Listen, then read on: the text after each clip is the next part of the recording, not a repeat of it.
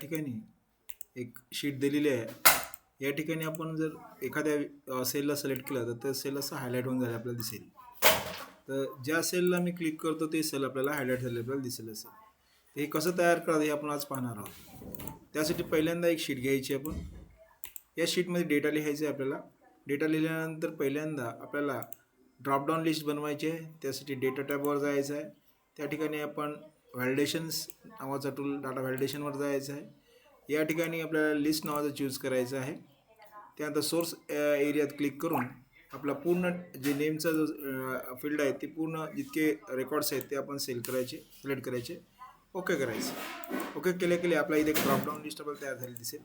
पण dropdown list तयार झाली पण आणखी आपल्याला हायलाईट झालेली दिसत नाही। त्यासाठी आपण प्रथम काय करायचं, या ठिकाणी पूर्ण डेटाला सिलेक्ट करायचं आहे पहिल्यांदा। त्या ठिकाणी होम टॅबवर जायचं आहे आपल्याला। या ठिकाणी कंडिशनल फॉर्मॅटिंगवर जायचं आहे आपल्याला। इथं न्यू रूल्सवर जायचं आहे आपल्याला।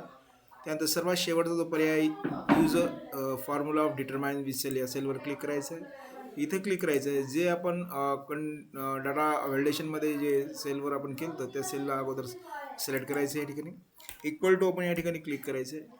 त्यानंतर कुठल्या कॉलमवर आपल्याला ते हायलायटेशन करायचं आहे ते नेम कॉलमवर करायचं आहे, इथे क्लिक करायचं आहे। त्यानंतर या कंडिशनमध्ये या ठिकाणी हा जो डॉलर आहे हा डिलीट करायचा।